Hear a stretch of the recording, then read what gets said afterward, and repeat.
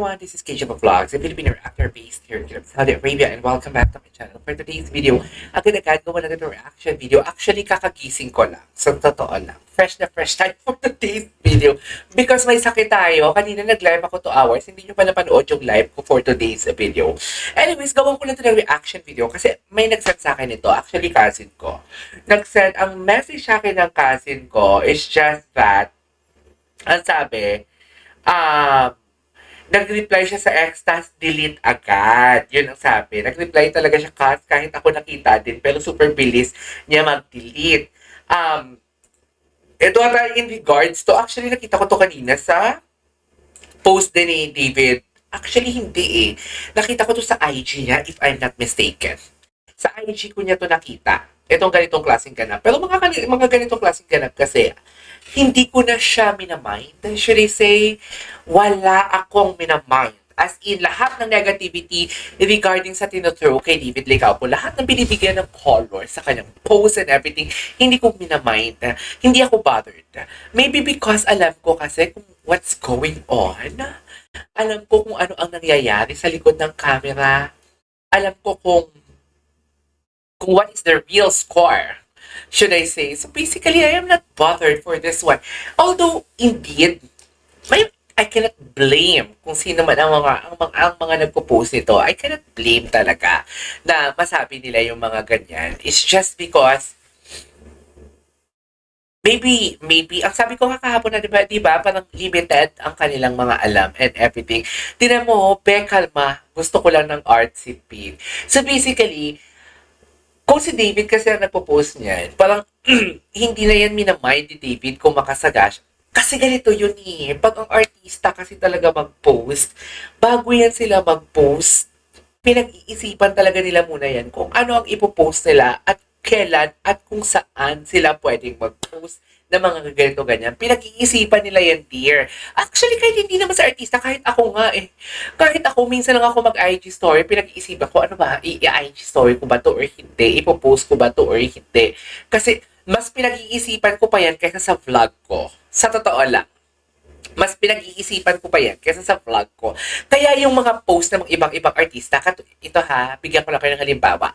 Katulad ni Kim Chiu and Paolo Avellino. Nasabi ko na dito na lungkot-lungkutan ang mga Kim Pao fans na nasa California. Kasi wala talagang ayuda, never. Wala talaga kahit IG story, kahit nakagip ang tangkugo. Tangkugo? Anong tangkugo? Yung nape. Yung nape ni Paolo Avellino sa mga Instagram or photos ni Kim, hindi talaga. Wala talaga kasi pinag-isipan ni ano yan. Wala talagang ayuda kaya lungkot-lungkutan talaga sila. Pero ang nangyari kasi doon, nang nakabalik na sila ng Pilipinas, if I'm not mistaken, after 2 weeks, puta ka, nag-post si Paolo Avellino. Ina-analyze din namin yun eh. At ang post niya sa Instagram, iba kasi ang Instagram sa Facebook. Facebook, kung sinong pinakaunang pinopost mo o kung sino kabanag ng picture dyan, yan yung pinaka-importante sa'yo. Ang Instagram kasi pinaka-low-key yan. So si Paulo, ang pinost siya doon, after 2 weeks or 3 weeks, sa matagal bago sila mag-post na kalimutan ng mga tao, pinost niya, may picture sila ni Kim sa California, dalawa lang sila sa elevator. At pinaka-last pa. So basically, yan yung mga analysis ko na pag magpo-post kasi, yung mga mabilisang post and everything, hindi na yan pinag-iisipan ng mga artista. Or for example, dito kay David, hindi na niya yan pinag-iisipan, walang mali siya ang pag-post siya dyan. It's just because hindi niya iniisip kung anong isipin ng tao. Because sa kanya, sa sarili niya, there's nothing wrong with it. Hindi siya makakasagasa. Eto ha, kunwari wala akong alam, ito na naman tayo sa kunwari wala alam. Kunwari wala tayong idea, wala akong idea, walang source and everything. Si David kung mag-post niyan, hindi niya iniisip ang isipin ng tao because walang mali siya. Pero ako kung wala akong alam, or basically or what, may mali siya talaga sa akin. That's why I cannot blame other people as well. But for me, I am not bothered. Kasi as what I have said, I have my source, I have facts. Alam ko, hindi naman lahat alam ko ang nangyayari, pero may mga part na alam ko kung ano nangyayari. And ang alam ko na yun is something like, hindi ako mabothered sa mga ganito. Kahit mag-post pa yan si David na dalawa lang sila, wala yung lalaki sa likod, okay lang. Because I know from the fact what is the real score. kung ano man ang meron sa kanila ni Yorby Fortesa for today's video. Ito na naman tayo eh. Ito na naman talaga tayo. Sa totoo lang. Naloloka ako. Naloloka talaga ako. Ito na naman. This is Small P. Ang cute naman ni Small P. Pero hindi na, huwag naman natin invalidate yung nararamdaman niya. Pero kasi parang yung post siya kasi dito is parang, I don't wanna say this, pero parang alam mo yung mag-create ito ng parang dilupyo. Siyempre, nalaglag na naman ang isipin yan.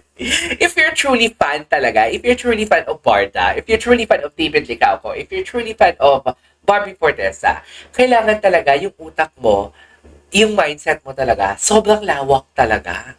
Lalawakan mo talaga kasi may alam ka man or wala, kailangan mo talagang lawakan, kailangan mo talaga mag-research, kailangan mo talagang intindihin, kailangan mo i-weigh ang options mo. Yun lang yun. Kailangan mo lang talaga i-weigh ang options mo. Kasi kung hindi mo i-weigh ang options mo, dear, kakainin ka ng negativity. Sa totoo lang, katulad nitong t-shirt ko na pambahay, hindi mo kaya. Hindi mo kaya. Hindi kasi I'm having my coffee right now and inom na ako ng gamot. Kakatapos ko lang mag-dinner, sabi ko, liligpitin ko na yung equipment ko kasi ayaw ko na mag-vlog. Pero sabi ko, hindi kasi lahat ng sasabihin ko na naman dito for today's video, makakalimutan ko na naman. Ganyan ako mabilis ako makalimot. For example, sa thumbnail. Kaya minsan kung nakikita nyo, nagsusulat ako, may mga on the spot ako reaction, yung tipong alam mo yung ang ganda isulat sa thumbnail. For example, ayan, inunahan mo kasi, ginantohan ka tuloy. Kung hindi ko isusulat yan, right after my vlog, dear, makakalimutan ko yan for today's video. Sa totoo lang. So, sana okay na tayo. Sana okay na tayo. Huwag naman natin dagdagan stress. Dear, alam mo naman yung mga stress level na kinakaharap natin dito. And thank you sa cousin ko sending this. Nireplyan ko talaga yung cousin ko. Ang sabi ko sa cousin ko, reply ko sa cousin ko. Ang sabi ko sa cousin ko, I don't buy that mga ganyang pic sa ex, basta ako, I know the truth, kaya hindi ako bothered. Nag-reply talaga siya kasi kahit ako nakita ko, pero super bilis siya mag-delete. Ang super bilis. Alam mo, si Ginoo, ang super talaga ni Ginoo mag-delete. Sa totoo lang, ang bilis, ang bilis niya mag-delete talaga. You remember na nagla-live streaming tayo? Tapos nag-notif sa phone ko na may post si Ginoo. And then right after that, wait lang, punta tayo doon. Hala, the link is broken na daw for today's video. Hindi mo kaya.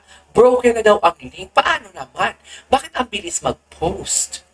Hindi, feeling ko, may mga times kasi, naiintindihan ko kung bakit dinilito ni David yung Becca na gusto ko lang ng artsy pig. Kasi for him, baka na-offend niya na ang nag-post. Ako kasi talaga, minsan, dear, nagsasabi ako, bobo ka pala eh. Minumura ko yung mga nagko-comment dyan.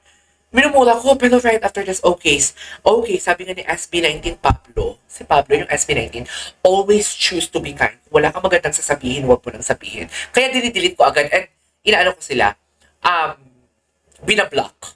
Yun agad. Pero pero ang gusto ko lang talaga, yung tipong mag-type lang ako na makaganti lang ako, bobo ka pala eh. Ganon. Gumaganon ako eh. Kaya ako, bobo ka.